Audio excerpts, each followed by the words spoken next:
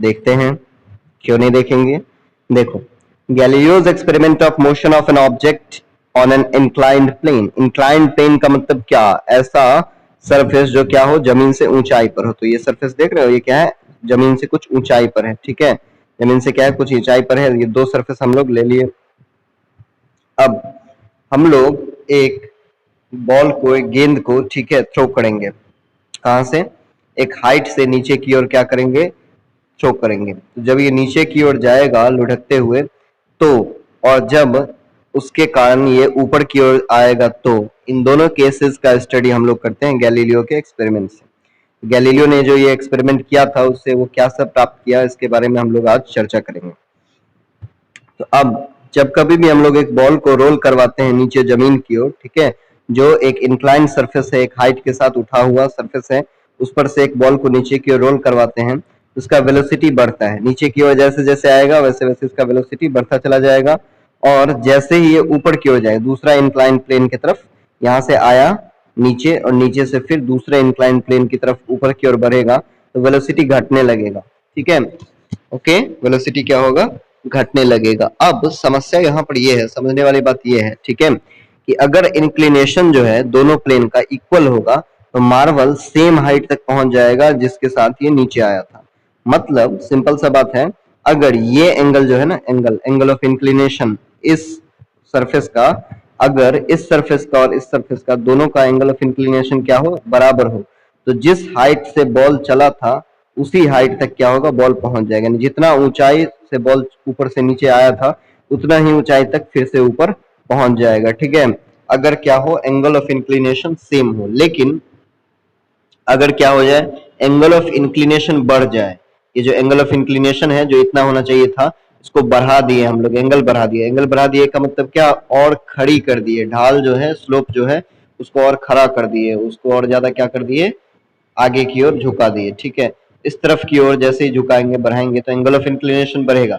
Angle of inclination बढ़ेगा, तो उतना कम हाइट तक ये क्या होगा, जा पाएगा, ठीक है, कम हाइट तक जा पाएगा, उससे ऊपर, ज्यादा ऊपर नहीं जा पाएगा, ठीक है।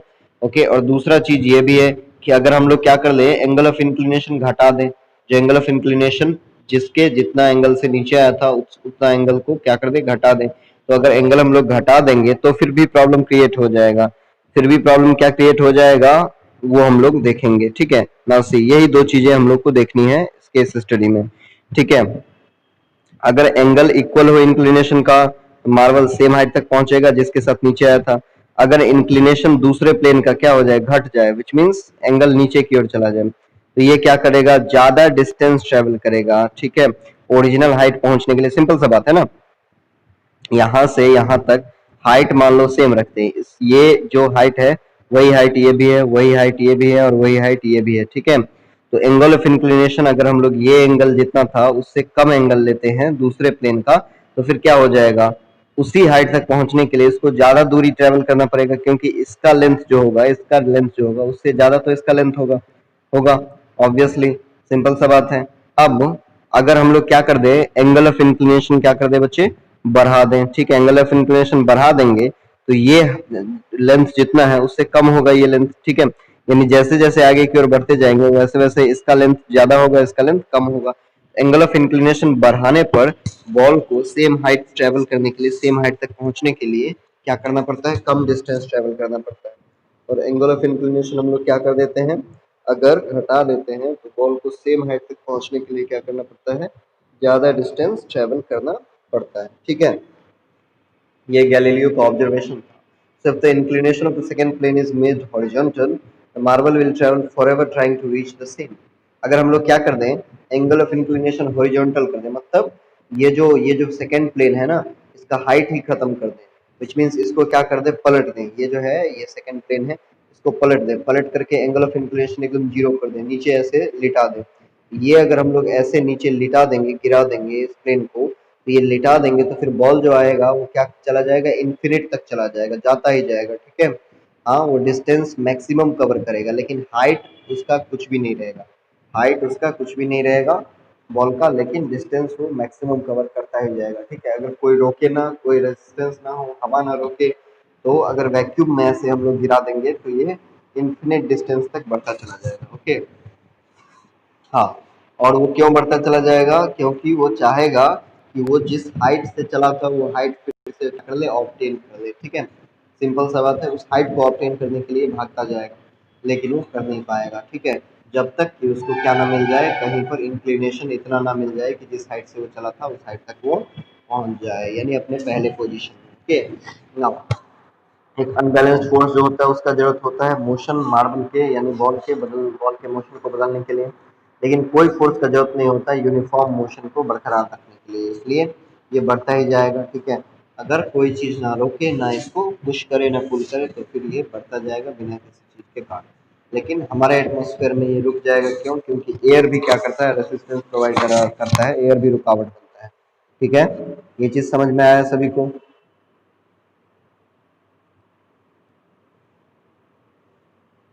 Did everyone get the Galileo's experiment?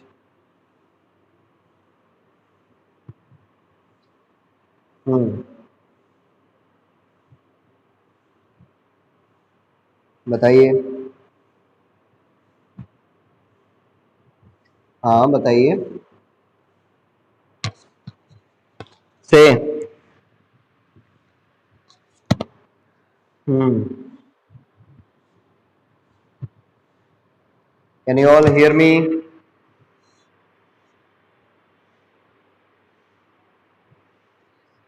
Okay, so problem नहीं है तो आगे बढ़ा जाए, चलिए। अब हम लोग बात करेंगे Newton's laws of motion, Newton का मोशन का नियम, गति का नियम, ठीक है। तीन लॉज का बात करेंगे।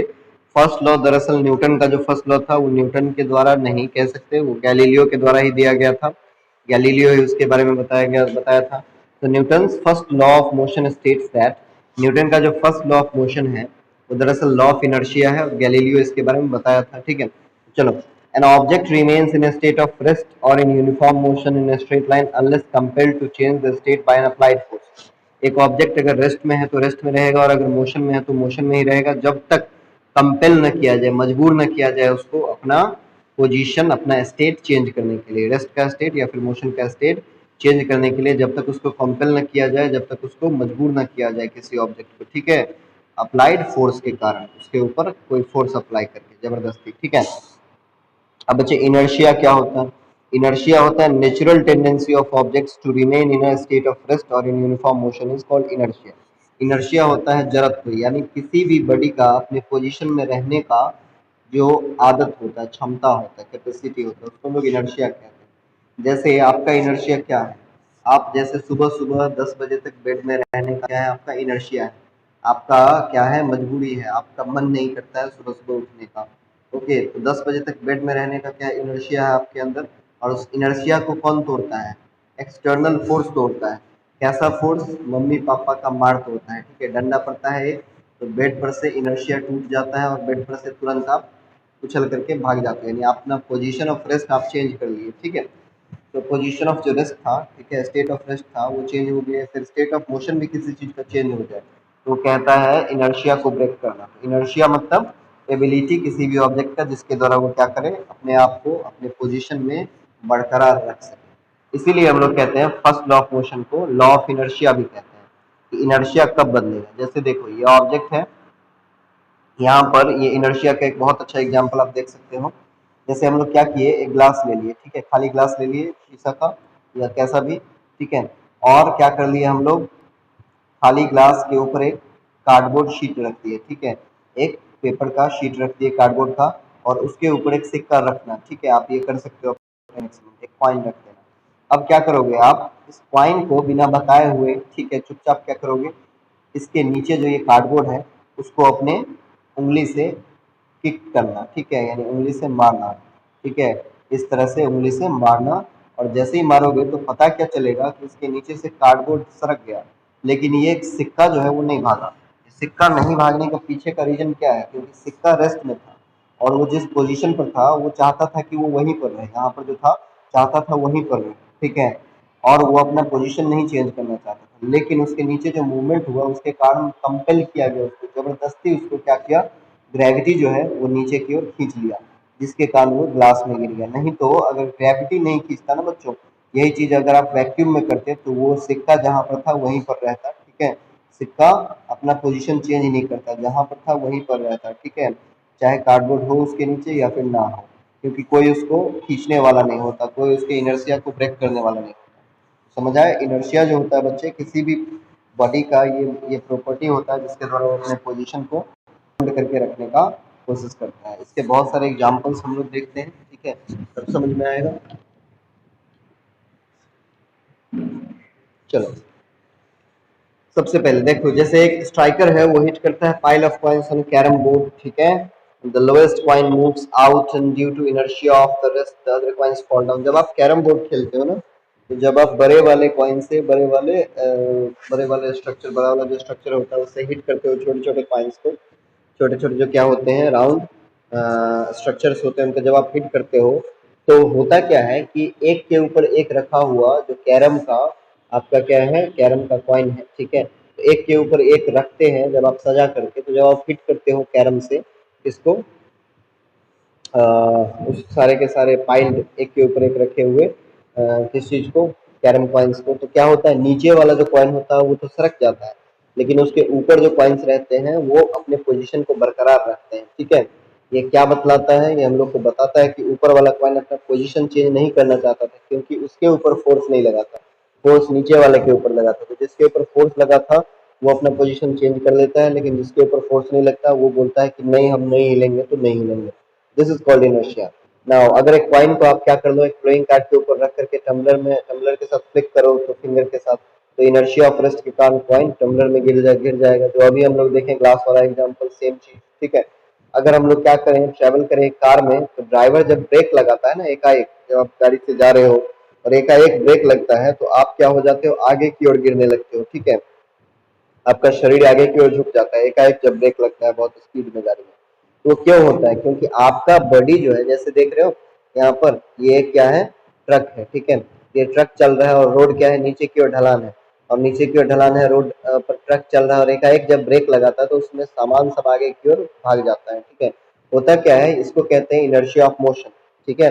इनर्शिया ऑफ मोशन क्या होता है कि जब आप गाड़ी चल रहा है और उसके अंदर आप बैठे हुए हैं, ठीक है, तो गाड़ी के साथ साथ आपका शरीर भी चल रहा है, ठीक है, आपको इनर्शिया ऑफ मोशन हो गया, यानी आप मोशन को बदलना नहीं चाहते, गाड़ी तो रुक जाता है, ब्रेक लगा करके गाड़ी एकाएक रुक गया, लेकिन आपका शरीर आगे जाते ही रहना चाहता है, ठीक है। लेकिन क्या होता है, आपके शरीर को रोक दिया जाता है, किसके द्वारा रोक दिया जाता है, ग्रेविटेशनल फोर्स क्या कर देता है, आपको धकेल देता है, ठीक है, तो आप फिर से रेस्ट में आ जाते हो।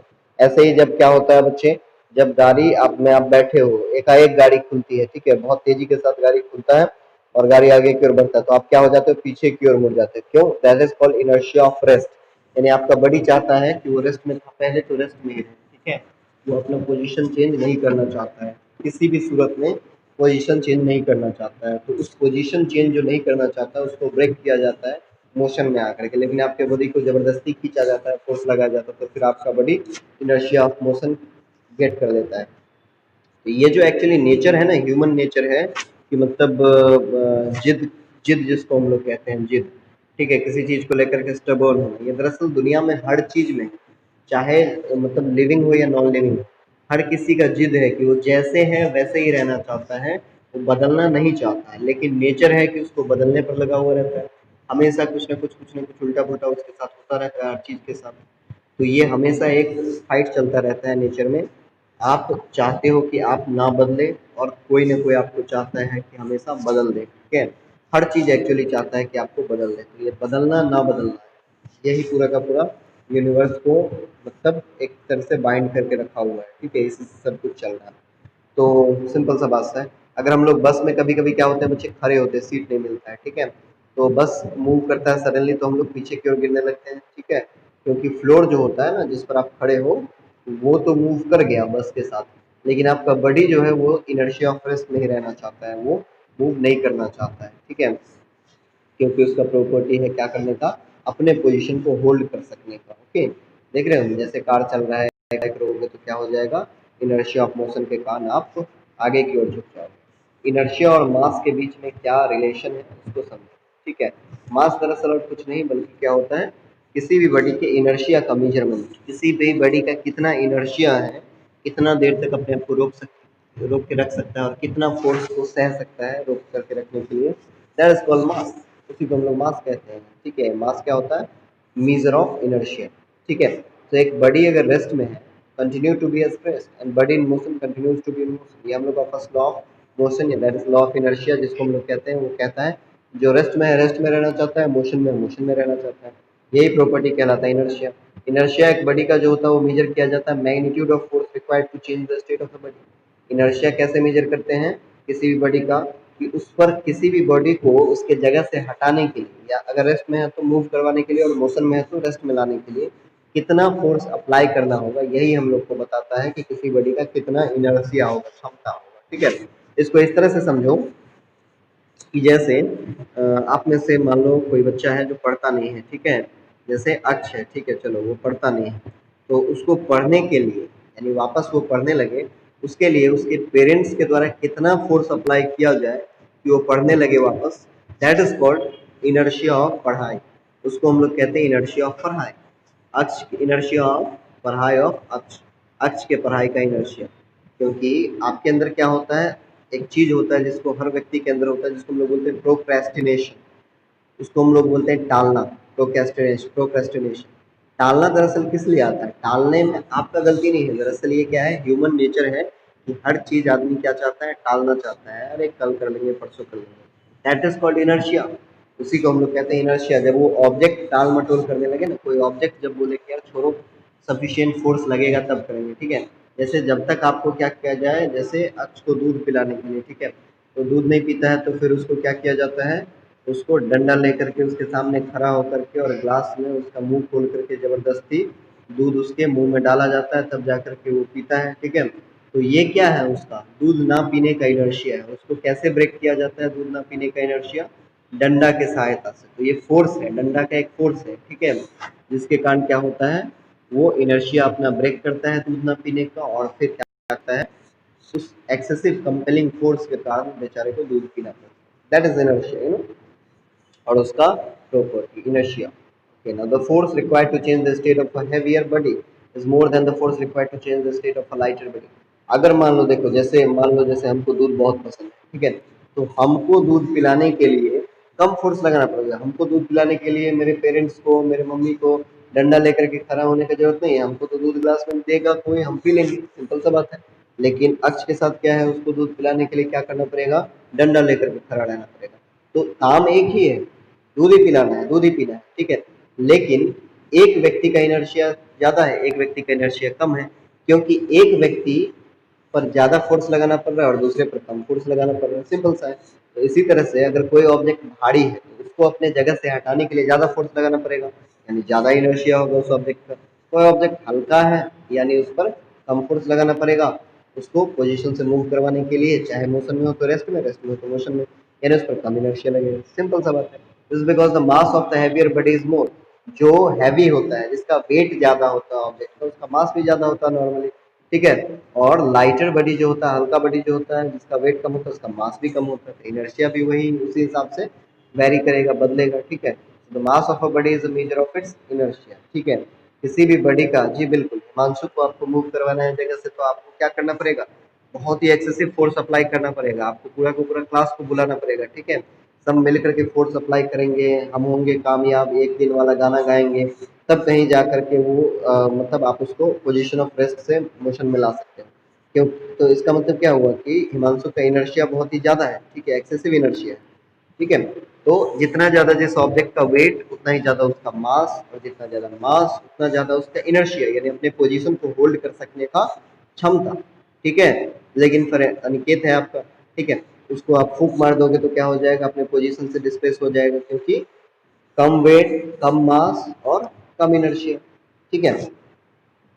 क्लियर एवरीवन,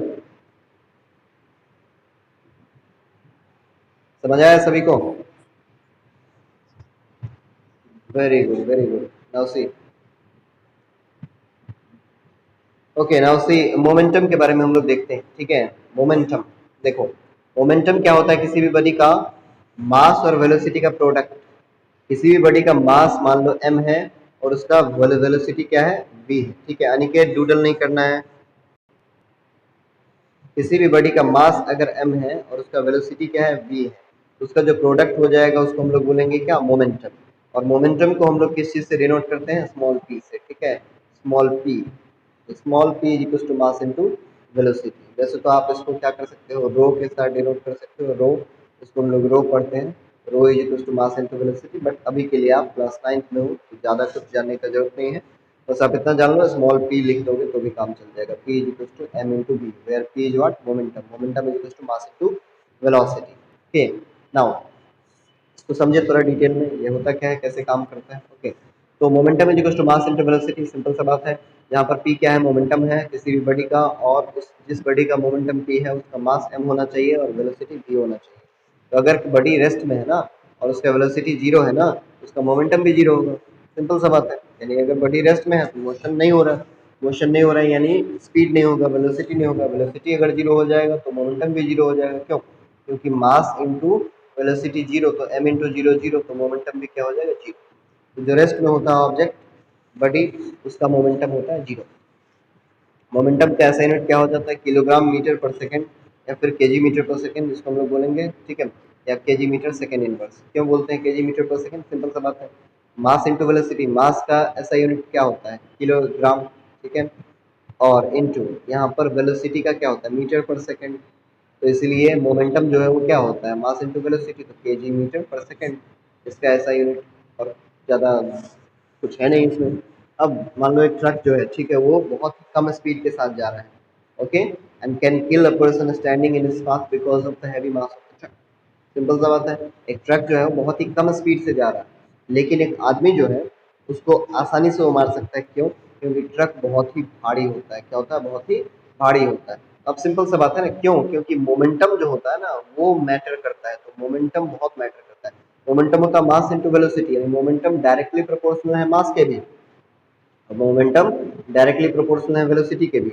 अगर किसी चीज का मास बहुत ज्यादा और वेलोसिटी बहुत कम भी है, फिर भी वो चीज क्या कर सकता है, मोमेंटम बहुत ज्यादा लगा कर सकता है। मास ज्यादा मोमेंटम ज्यादा, मास कम मोमेंटम कम, ठीक है। तो मास अगर बहुत ज्यादा है, बहुत ही ज्यादा है, तो क्या कर सकता है, मोमेंटम इतना क्रिएट कर सकता है कि कोई ऑब्जेक्ट को खत्म कर सकता है, किसी आदमी को मारा जा सकता है बहुत भारी ट्रक से धक्का लगा करके बहुत कम स्पीड के साथ। लेकिन अगर किसी का मास कम हो और वेलोसिटी बहुत ज्यादा हो, ठीक है, हाँ, वेलोसिटी बहुत ज्यादा हो, एक्सट्रीम हो, बहुत तेज, और मास बहुत कम हो, ठीक है, एकदम ना के बराबर, बहुत कम हो, ठीक है, फिर भी वो ऑब्जेक्ट को मार कर सकता है, फिर भी मोमेंटम बहुत होगा। क्यों, देख लो, बुलेट जो होता है, गन से निकलने वाला छोटा सा जो गोली होता है, उसका मास क्या होता है, बहुत कम होता है। उसका मास तो बहुत कम होता है ना, इतू सा होता है, छोटा सा ऑब्जेक्ट होता है।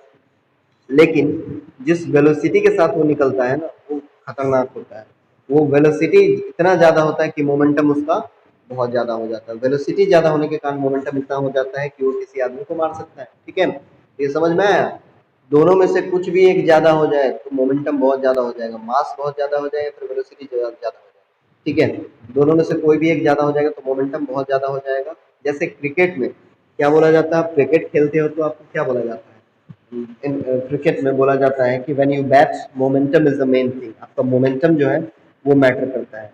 हाँ, कि आपका मोमेंटम क्या है। मोमेंटम का मतलब यहाँ पर क्या है, मोमेंटम का मतलब ये है कि जब आप पेस बॉल करते हो, बॉलिंग करते हो, तो आप किस मोमेंटम के साथ बॉलिंग कर रहे हो। इसका मतलब क्या, बॉल का मास तो बहुत कम होता है, लेकिन उसका मोमेंटम कब बढ़ता है, जब उसका स्पीड आप बढ़ाते हो, ठीक है, क्या करते हो, स्पीड बढ़ाते हो। तो जितना पेस बॉल आप फेंकते हो तो उस मोमेंटम ज्यादा होता है, क्रिएट करता है। तो जितना तेज बॉल फेंकोगे विकेट को तोड़ने का क्षमता उतना ज्यादा हो जाएगा, ठीक है। तो अगर आपका मोमेंटम ज्यादा है तो इसका मतलब बॉल का मास बहुत ज्यादा नहीं है, बॉल का क्या है, ऐसे तो फुटबॉल का मास ज्यादा होता है क्रिकेट बॉल से। इसका मतलब क्या, फुटबॉल ज्यादा इम्पैक्टफुल होगा। फुटबॉल से आदमी को मरते हुए देखा है आपने, हाँ, लेकिन क्रिकेट बॉल से तो आपने देखा है मरते हुए। क्यों, क्योंकि क्रिकेट बॉल बहुत ज्यादा तेजी के साथ फेंका जाता है, स्पीड के साथ। क्रिकेट बॉल बैट से भी जब लगता है और फिर जब जाता है तो बहुत स्पीड के साथ, वेलोसिटी बहुत ज्यादा होता है, मास भले ही कम हो। लेकिन फुटबॉल जब आप पाँव से मारते हो, हिट करते हो, तो फुटबॉल का वो वेलोसिटी नहीं होता जो किसका होता है, क्रिकेट बॉल का होता है, ठीक है। तो यहाँ पर मास के साथ साथ वेलोसिटी भी मैटर करता है। तो इम्पैक्ट जो होता है ना मोमेंटम का किसी भी बॉडी के ऊपर, वो डिपेंड करता है मास और वेलोसिटी के ऊपर, ठीक है। इस चीज को समझ करके दिमाग में अच्छे से बिठा लो, ठीक है।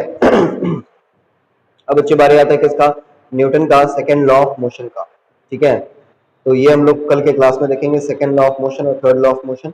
आज इनर्शिया जानना जरूर था, उसके बाद हम लोग कंजर्वेशन ऑफ मोमेंटम देख करके चैप्टर को एंड करेंगे।